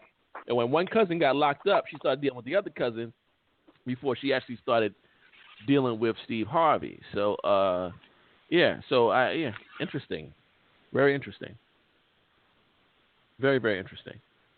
I don't know. I just got a inbox from one of our listeners, and she says now I wasn't gonna go there, but this is one of our listeners who is white, and she says white people are crazy, and money covers up everything. This is what her comment is in regards to our Joe Biden situation. So she says it'll be a cover up. Interesting. What can I tell you? But I think, to be fair tonight, I think this when you mentioned the Jackson story and whatever else, this happens to families across color lines and across religious lines. I'm just trying to be fair. I think it happens, and I'm not a fan of it, but hey, I'm not involved in any of that, so it is what it is. April, what you got for us, sister? I know you got something else along the lines. To bring in our next taboo relationship when keeping it in the family is really keeping it in the family. Uh-oh. Of course, we have those who have relationships with other family members. Oh, gosh. As what I, call cousins. Yep. You have people marrying their first and second cousins. You mean like religious? Actually, there's a family here in Maryland, and they're rampant in St. Charles County. They're called the Proctor family. Okay. And their idea was they wanted light-skinned children with light eyes. And in order to preserve that, they married within the family. Mm. Wow. Cousins marrying cousins, uncles marrying nieces. I mean, that's how they. Yeah, that's how. I mean, you could look if you look, the Proctor family in Maryland. I think it was like St. Anne County. They've been doing it for generations. Wow. And some of them still practice it because they wanted to maintain the money. They wanted everybody light skin with light eyes. That's what they were all about. Yeah, light skin with light eyes, and they figured in order to produce that, they needed to stay within their family. And they also had to stay within that state. That's a state law. Yes, within that. Yes, within that. And it's funny because I actually happen to know, and I know a proctor. And I didn't dawn on me until my girlfriend mentioned it. I was like, wait a minute, my friend Kia, her last name is Proctor, and come to think, she is, very light skin, light bright, damn near white, light eyes, and she's from that county or whatever. Wow. But I didn't ask her, but her family did. One of my friends happened to ask her, and she just, I'm one of those proctors. But she said now so much they don't do it as much. She said because you got a couple of dark skinned ones in there, and people that go outside of the family, I guess that wasn't into that. But Me personally, I don't care if if you tell me you're my 6th, 8th, 10th cousin right removed. We've got some drop of blood that is the same, and I'm not touching you. Right. Now, wait a minute. But you have people who... Yeah, I couldn't do it. Yeah, wait a minute. FDR and Eleanor Roosevelt, like 5th or 6th. Yes, they were like 6 cousins, something like that. Yes. Yeah, well, but that's back in the day, that wasn't uncommon. I mean, we got small communities. I mean, when you got the first cousin, that's kind of ridiculous. But if you're going 6th or 8th cousin once removed, people may not even know they're freaking related. I mean, it's especially these little towns, they may not even know they're related. But so when we get down to that, you kind of splitting hairs on there. But because, I mean, hey, when Adam and Eve started off, I was about to say, and in some kind of way, we're all related to each other if you think about it. Because, you know, Adam and Eve, it was just them. Was it Cain killed Abel, and ended up marrying one of his sisters? You know, they had to procreate. Right. Exactly. I mean, we can go deep. Yeah, we can go first of that. But as of right here and now, I'm not looking at my cousin that way. Well, when you I think royal families did that too in the past. I think. Royal yes, families, they do. yes. D. Craig, you took the words out of my mouth. I was going to say royal families would do that to keep the power base inside the family. So they did that to keep money, finances inside the family, and to keep the power base, the monarchy, in the family as well. So you know, this is something that is you know, they say there's nothing new under the sun. So this is not a new concept. It's just that because we have modern times where, you know, there's a whole lot more people on the planet, you know what I'm saying, that there shouldn't be a need for this type of deal. You know, I mean, people were marrying at the age, you know, at the age of 12 too back then. We don't see that happening too much now either. You understand what I'm saying? So, this is stuff, you know, that again, this is why we call it a taboo, because you really shouldn't see it like that. But, you know, you do, if you think about it, you know, you have these husbands, you know, people marrying their first husbands, explaining that to your children. Damn. Well, you think, yes, your husband. I never heard that one, but that's a good one. Okay, husband. Damn, okay. Your husband, you know, and so you have children. And you think about it, your children are second cousins, and they're also siblings. But as they get older, you're in your family function, you know, how do you really, you explain that to them?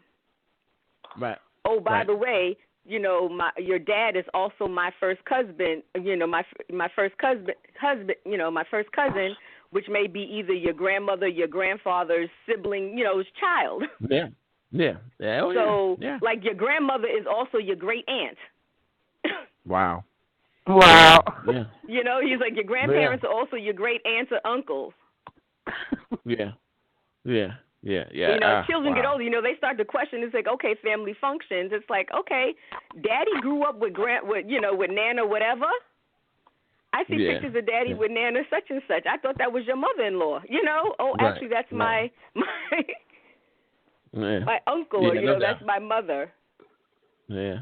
You know, sometimes you go to family functions and you haven't seen certain family members for a while, and you hear somebody say, "Oh my goodness, that's cousin so and so. Oh my Lord, she done got so big and grown." You be like, "All right, easy, nigga, that's your cousin. Easy." You know what I'm saying? Yes, like, slow your roll.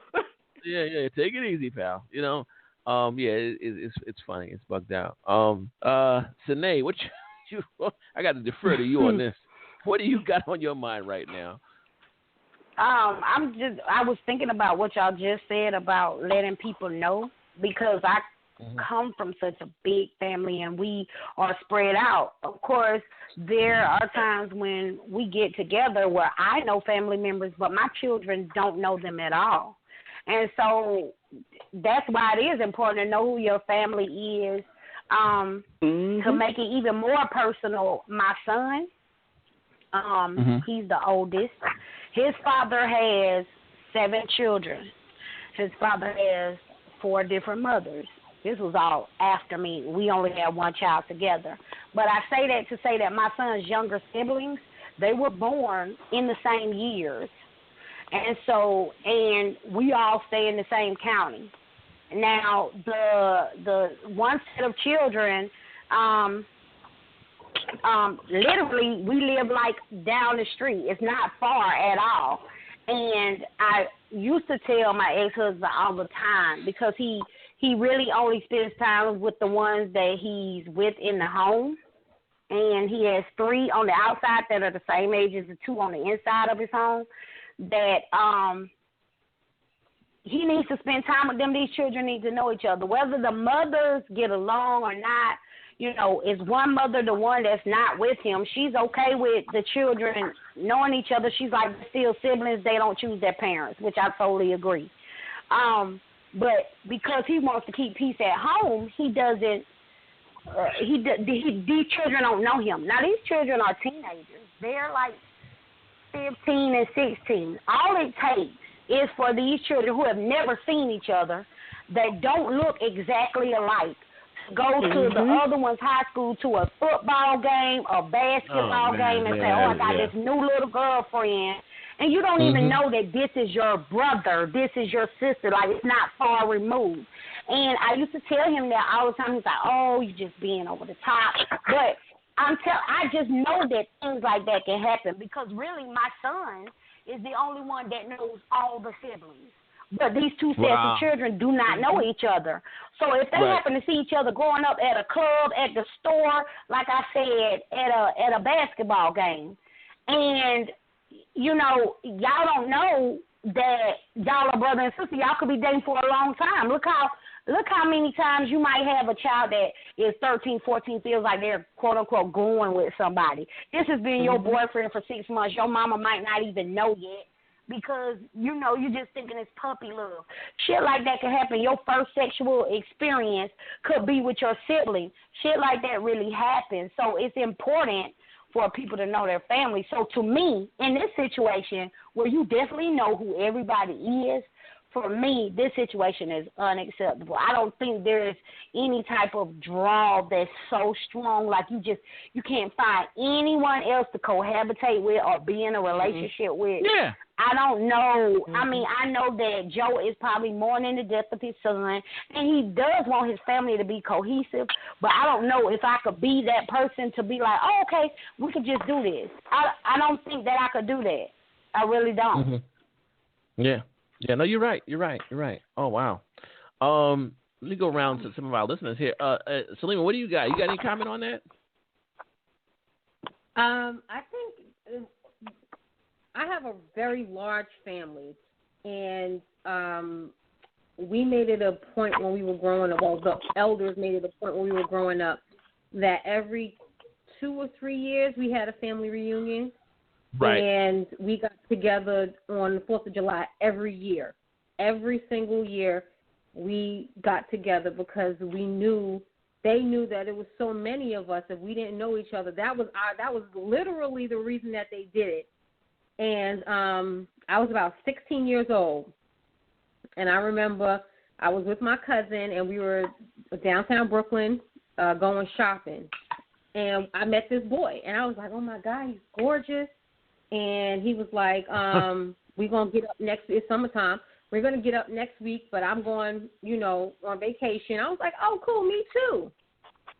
That was my cousin. We were on vacation together. Wow. Yes. And I'm like, and my cousin, the one that I was with, she was like, Linda, you need to come here right now. And I'm like, I think we were playing cards or something. Oh, Lord. And I'm like, why? She was like, no, really come here. I mean, luckily we had just met. Like, literally, we met on Thursday. We went on vacation Friday. So it was no time for us to have any type of close interaction. And, I mean, they were calling us kissing cousins, I think, until we were grown. Oh, my goodness. That. And I was like, no, there was never a kiss. Like, stop saying that. It was the family joke for a long time. People would get mortified, like I said, my aunt used to say that all the time. We have to keep these kids together because, they're out when they're teenagers and they could meet each other and then fall in love. And then what we going to do? So I think it's important to keep these families together. But that Biden situation is ridiculous, though. It is. It caused a strain in a normal family that I know of. Shell, you've been quiet for a while. You got anything for us? Ironically, I was just talking about this earlier. I'm starting to think y'all might have had me bugged.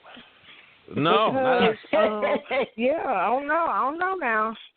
Because I literally was just talking about this, but in my situation, the people were perfectly aware about that they were cousins. And wow. I just think that, that it came down to two people who just selfishly thought about their own desires and wants, and you chose to ignore it.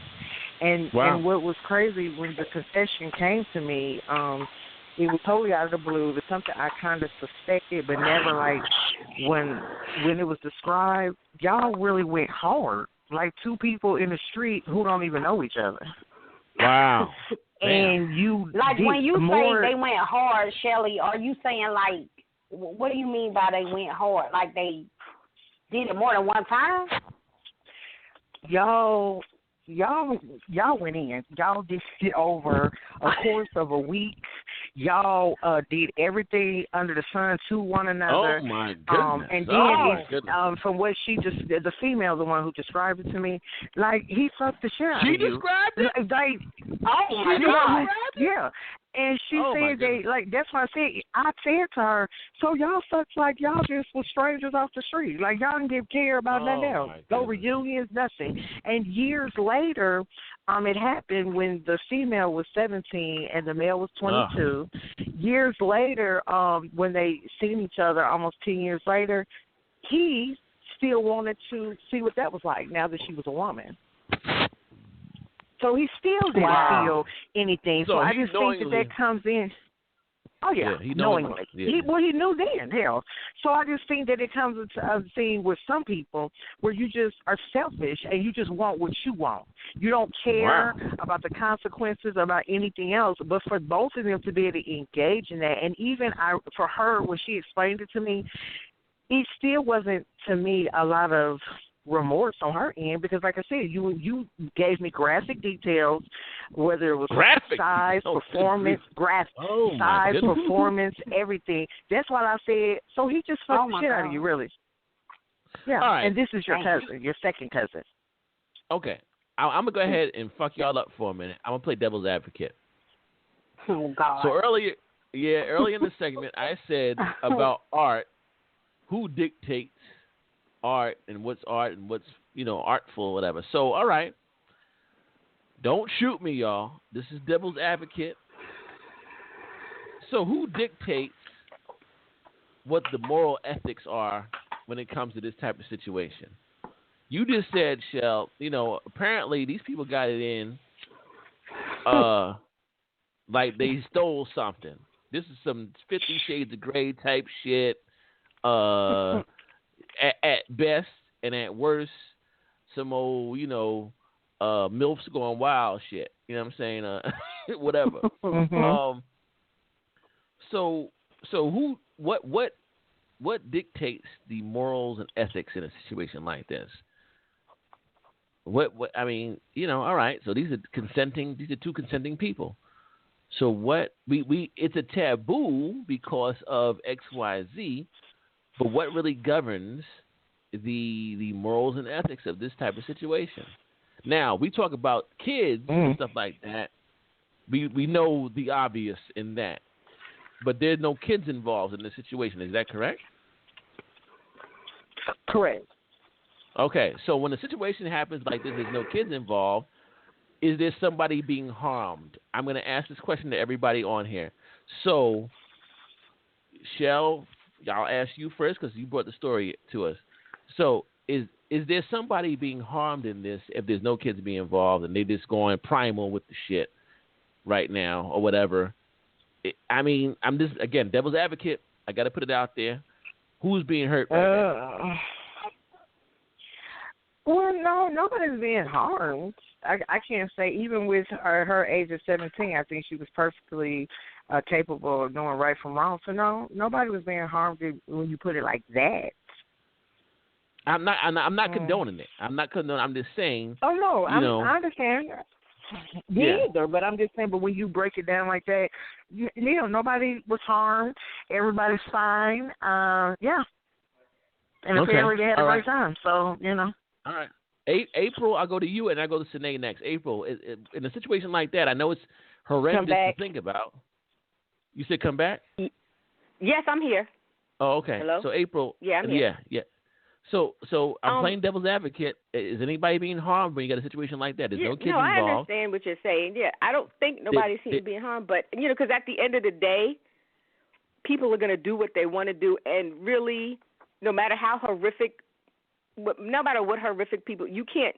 Nobody lives in a glass house, and you have no right to judge somebody else. But like for me personally, I can't see it. As me personally, if they like it, then, I love it because you have people who screw animals, which I think is disgusting. But, that's what floats their boat. Right. Right. Right. At the end of the day, I guess, is if you can look at yourself in the mirror and you're okay with it, then no matter how repulsive somebody else may think it is, right, yeah, then, wow. Hey. Yeah, interesting. Sinead, situation like this, no kids involved, two willing, consenting people are going bestial on each other, and they're close relatives. Is there a moral, ethical? Who governs that moral, ethical code there? I mean, what do you think about that? I think they should govern themselves if they're adults.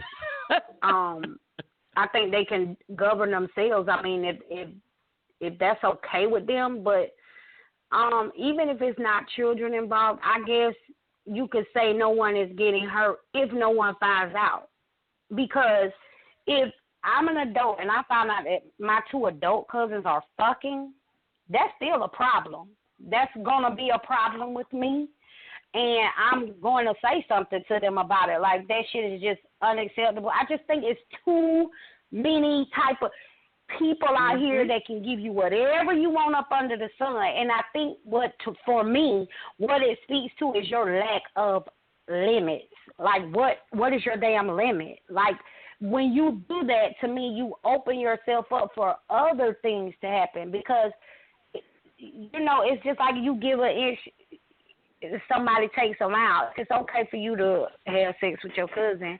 The next time you drinking, all you got to do is just add the right mix in. Maybe your sibling looks good to you. Like, maybe your mama looks good to you. Like, what?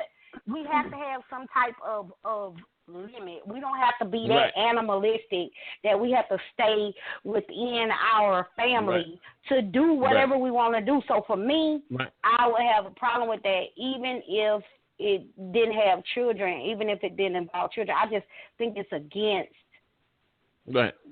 for lack of if people don't understand, it would be against my soul. That would be against my soul, not just what other people think. There's no way that I could knowingly do that. And then do it like how Shelly said, like, y'all just going in like, shit, it's a fucking free-for-all. Let's get it in. Like, that's crazy. Like, in that, once again, I go back to a process.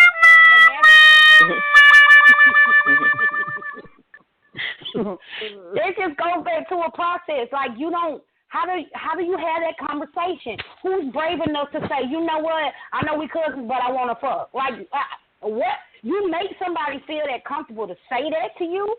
Like, how? That's what I'm trying to get at. Like, how does the origin of it happen? Even if you're thinking it, what makes you brave enough to offer it up? And a lot of the times when people ask something, they have a feeling that it's going to go their way. People aren't just going to somebody that they know is going to be like, oh, hell no. So what vibe are you getting? How are you carrying yourself? Like, I just don't understand how that happens. Right. It's funny because I want to get D. Craig on his opinion on this next. So D. Craig, get ready. But I just want to say this. I was when I was in the service, I was overseas actually with a female cousin. And no, I'm not going there. What I'm saying is, she has friends. Yeah. she had it was friends. Quiet. It was real quiet just now. She had friends that I wanted to get at. And because we were family, she didn't even want me to holler at her friends. You understand what I'm saying? Agree. So, you know what I'm saying? So it was like, nah, you can't get it none of my friends.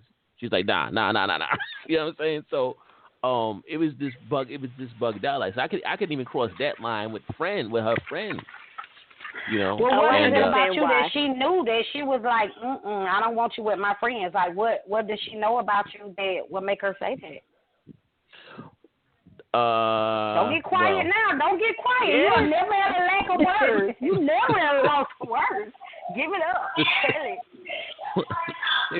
It wasn't going to end well. Maybe at the end of the probably. day, she wanted to keep her friends. Yeah, exactly. It wasn't going to end well. She didn't want her friends crying. Yeah, they basically. Yeah, because I was no good. Of course, she doesn't want her friends to say what you do. She don't want to hear. I definitely blocked my brothers from talking to my friends. Yeah. I mean, please, I was 19, Definitely. 20 when I was in Germany. So, I mean, you know, you can imagine what was going to go down anyway. So, yeah, it wasn't nothing wholesome. So, I mean, yeah. You know what I'm saying? So, yeah. So you're going to blame it on the locale. It had nothing to do with you. It's just because y'all were in Germany. I'm just asking. You had to be there, Sinead. You had to be in uniform. You had to be in Germany to understand the science of Germany. You know what I'm saying? Okay. Yeah, absolutely. D. Craig, though, but seriously, so I'm going to ask D. Craig this same question. There's no kids involved. What governs, and I said this earlier, so what makes art art? Who dictates what's art? So who dictates what's wrong and right in a situation like this? You have... Go ahead. Go ahead. Yeah, I mean, in some say, a lot of people try to use the Bible to dictate things as a baseline. But in this case, I mean, I guess you got different scenarios. If you had cousins that didn't know each other or didn't grow up together, the one that grew up together, that seems so weird. You know, the herd basically dictates everything. And during whatever generation you're in, whatever century you're in, some things just changed. I mean, it's a couple hundred centuries ago, back in the biblical days, it was normal for men to kiss each other to greet. Now today, in our homophobic time now, you can't do that. So, but that wasn't a homophobic thing. It was just a normal thing. This cousin bit, if there's no kids involved, I mean, hey, if they're not trying to hurt me, let them go do it. I wouldn't want it to be publicized. Hey, I'm screwing my cousin. That seems weird. I just want to throw this at it. Terrell Owens almost ran into a girl across the street. He wanted to date this girl, and his grandmother had to tell him you can't do it because that's your dad's child. His dad was, Rolling Stone, having kids. That really devastated him. That was psychologically devastating. Yeah. But that happens a lot too. These guys having kids everywhere. Like you got to tell them. My children. I grew up in Oklahoma, but we came from New York, so I had no blood to anybody in Oklahoma. But my kids' mama's family got family all over the place. So if they take anybody from Oklahoma, I need to know their names. How to do some background check to see if they're related. Wow. But as far as these cousins. Yeah. Now, I mean, as far as this Donnie and Marie, I'm just joking. But no, I can't see any brothers and sisters. Damn. But the cousin thing, hey, I mean, if they're not hurting me, that's something they got to do and deal with God, deal with everything else. I'm just, at least they're not having no kids with, deformed, looking like a squid coming out or something like that. I'll just leave it alone. I got more things to worry about than that. I tell you what, before I'm going to go to Salima next, but before I get to her, I was going to say this. I actually met people. It's funny you say this, April, in Maryland. They weren't in the same county that you're talking about, but it might be a Maryland thing, not for nothing, that had clipped lips. And they all had, the whole family had these clipped lips because the bloodlines are so close. The people were marrying and having sex and having kids with cousins in that family line. That might be the Proctor family. My girlfriend said you can always tell a Proctor because they got dolphin teeth. Wow. Hell no. Hell no. She said they got the little dolphin teeth. That's what she was saying. She said, yes, look at their mouth. So she had me looking at this girl's mouth just to make sure before I see if she was really. Can I add something to this? Can I add something to that? To this Proctor thing, and let me tell you something. I don't know if anybody knows this, but do you realize that in Maryland during the slavery days there was a huge sex farm where they mated siblings with each other, mothers and sons, fathers, daughters, everything in the state of Maryland. Mm-hmm. So this could be something that carried over from that. I'm not. I'm just saying that Maryland was they had slave places in Maryland that were sex farms. So I'm just putting that out there. So you never know. It is what it is. Yeah, they made them have sex with each other too. So right. There's a lot of distortion with the black community because of that mess. The white slaves, absolutely. Slave owners are evil. Yes, absolutely. Salim, let me ask you the same question. So you got, and I hate to even do this, but again, playing devil's advocate, you got cousins. There's no children involved, but they get bestial, as Shell said. They went primal with each other, and there was no shame in the game, as if you will. Your thoughts on that? Who is? What's the moral compass on this? I mean, I think that there's just certain things that are just completely wrong, and that's one of them. Like, you grew up together, your cousins, and then you have the nerve to just be outright with that's crazy to me. Is something wrong with them mentally to think that that's okay, and then to say, "Oh, I want to go back." Like, dude, what are you doing? You went back. I mean, no children involved, but that it may not hurt them, the two of them, and they may not have children, but what's going to be the end result, the impact on the family as a whole? Because somebody's going to feel some type of way about it. And then somebody's going to say, well, you mind your business. That's these two people, and it's going to cause a rift somewhere. So in the long run, it's definitely going to hurt somebody. Somebody's going to feel some type of way about that relationship. And to be honest and to be frank, it's disgusting. Okay. Basically, fair enough. It's disgusting. Yes, Fair enough. All right. So we're at the 9:15 mark. I tell you what, we got 10 minutes. Free comments about relationship tattoos. Tattoos. Oh my goodness, taboos. Yeah, it must be time for me to get more ink. This is Leah. I want to say something. Go ahead, Leah. I'm sorry. Make sure that you visit your cemeteries. Visit your cemeteries, people. For a long time, I didn't want to go to the cemetery because I just don't do cemeteries well. Right. This is kind of embarrassing. When I went to bury my mother, I noticed that it almost seemed that even every other tombstone or every tombstone had the last name Berry on there. And I thought, why is it that my children's fathers, people, are out here in the cemetery? Now, getting with my uncle, this is supposed to be a family cemetery, right? Right. And so all they could do was look at me and start smiling.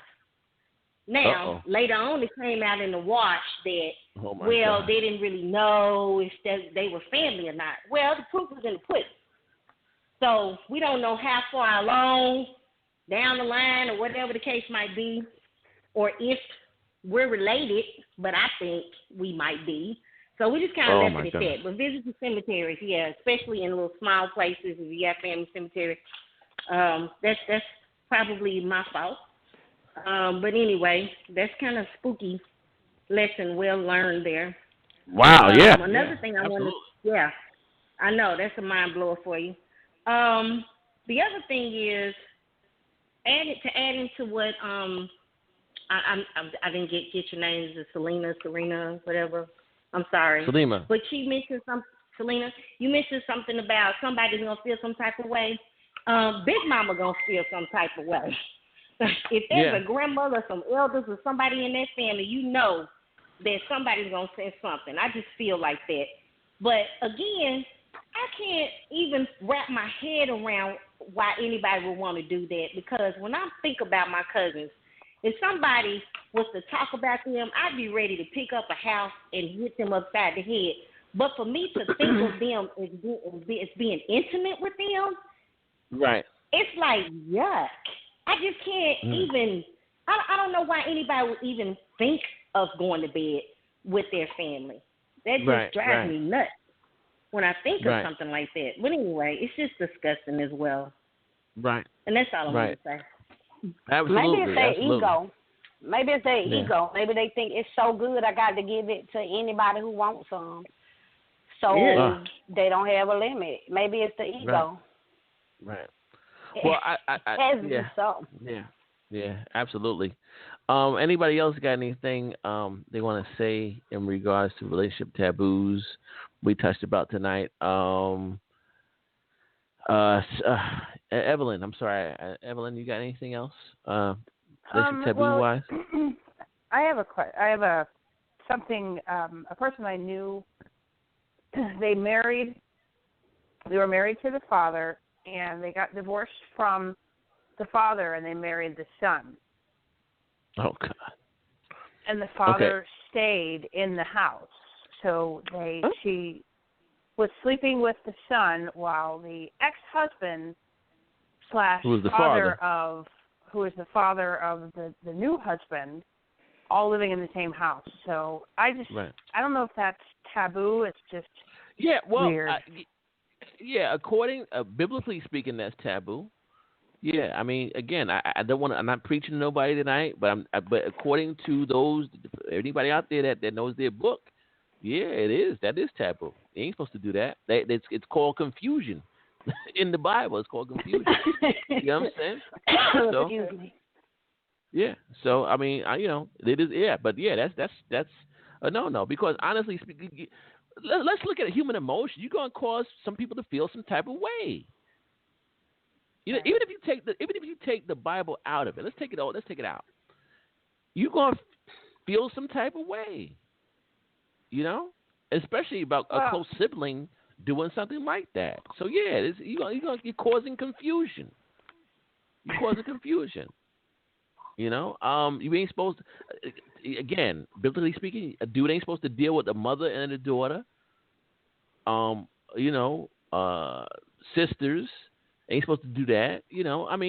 Again, I'm not a religious person, but there are things that are to me in my mind that are just no-brainers, and that's one of them. Why would you deal with sisters? It's going to cause a rift, a problem. Right. You understand what I'm saying? Right. I did something that I regret. I'll share something real quick a taboo. I dealt with twins before when I was younger, a teenager, late teen. I dealt with twins. You so out of order. Was I that dealt about with your ego? What was that about? I dealt with a twin. I dealt with a twin. He said correct. I dealt with twin number. Let's call them 1 and 2. I dealt with 1, left 1 for 2. 2 was whack, went back to 1.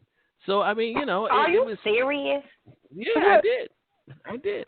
I was young. I was stupid, and I regret it to this day. I regret that. You know what I'm saying? But it caused confusion.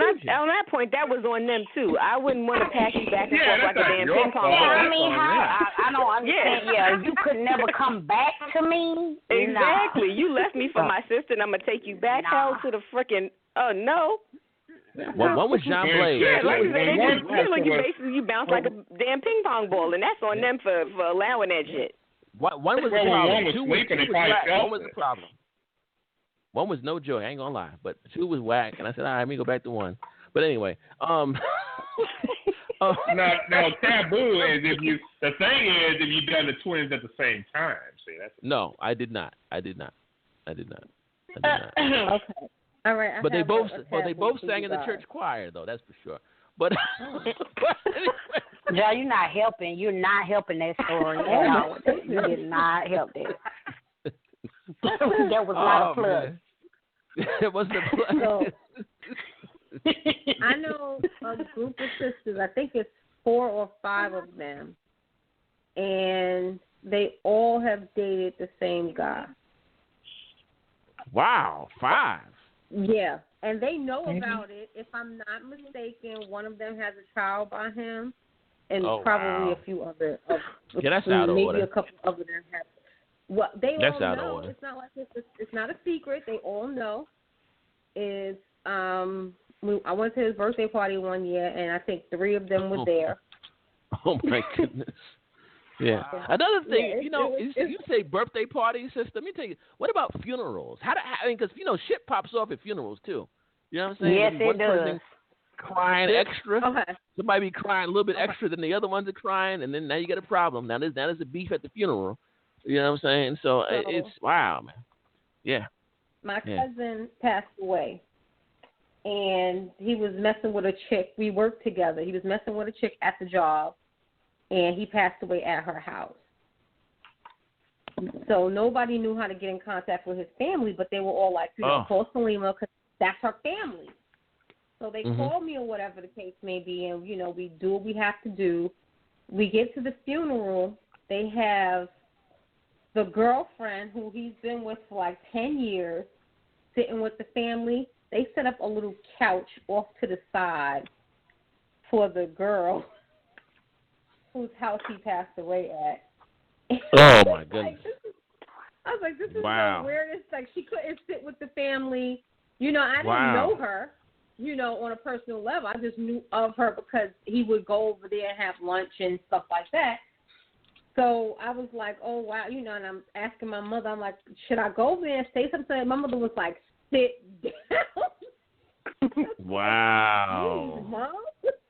So, wow. I mean, and it was a big funeral hall. She was, when I say in the corner, it was disgusting. I felt so bad for her. Yeah, funerals and Thanksgiving, it goes down. When you got any type of family situations happening, relationship situations happening, it goes down at funerals and at Thanksgiving. I'm telling you, you gotta you gotta straighten those things out before the holidays, before somebody passes away. Absolutely. Real quick, we got 5 minutes left. Or if they go to jail, because that's when shit comes out the woodwork too. Yeah. So who's visiting? Yeah, exactly. Sinead, I'm gonna give it to you real quick here. We're gonna wind this down. We got 5 minutes. Sinead, you got any closing comments? Yes, I do have a closing comment. Actually, it's about Salima. Salima is starting a new venture. I want to put a plug in. We are doing collaboratively together a pilot next week. Me, Cassandra, and Salima. But it's Salima's brainchild, and she can expound upon that if she wants to. But I just wanted to put that out there. So that'll be next week. I'm excited. All right, about it. Salima, real quick, go ahead and give us that plug, sister. You are awesome. First of all, we are starting a new show that we're calling Sister Stage, and the reason that the name is called Sister Stage is because all of us are in different stages of our lives, and it's also going to be a platform where sisters can come have in-depth conversation about whatever you need to get off your chest or you need to work through without being judged, being supported, and just being able to have a sisterhood of something that we really don't have. And I'm going to make it we are all going to make it our duty to make sure that sisters feel comfortable coming there and discussing these intimate details of their lives. So I hope everybody supports us and listens and enjoys what we're bringing to our people, because it's very important, and we don't have that right now. I'm going to give you a strong J. That's what's up. Very positive. Very, very positive. And thank you for sharing that with us. So check them out, Sister Stage. They're popping off in a week. Is that a week from now? It's next Thursday. Next Thursday. All right, so next Thursday, be on the lookout for Sister Stage. That's what's up. And I got to give you guys props for that. Again, there's a vacuum for viable, intelligent black media. That's what we're trying to present. That's what we're trying to do, and that's what we're going to continue to do. So that being said, we also promoting black businesses. So for those of you that have a black business that you want to promote on the show, please check us out. Contact us at www.realtalkallthetime.com. Email us. You see our email address on the website, and let us know your business, and we'll promote it for you. We'll help promote it, and that's what we're about, uplifting each other, helping each other out. Next week, we'll be back again, 7:30 to 9:30, as always, on every Tuesday. Shout out to the BAIO as well, and shout out to my brothers from Real Talk Real Sports Talk in the Paint. Those are my people. Check them out for all the latest and greatest in sports. These cats are fire, and they always bring you the heat on every sports topic imaginable under the sun. They cover all types of things in sports. I mean, they blow my mind sometimes with their sports review and things like that. So I want to thank everybody for calling in tonight. Thank you so much, all of our listeners, supporters. We would not be here without you. Continue to support us and call in. Website, www.realtalkallthetime.com. We're on Twitter. We have the YouTube channel up. Please like and subscribe to the YouTube channel. We're slowly getting that up and running. All right? Don't have me out there with 3 damn subscribers, please. All right, y'all? You like what we're doing? Like and subscribe to the YouTube channel, too, please. Follow us on Twitter, Instagram. We're doing our thing here. We're trying to get more out there on social media. So definitely like and subscribe us. We appreciate you guys, and we'll catch you guys next Tuesday. Peace. We're out of here. 1. Peace. Good night. Bye. Good night.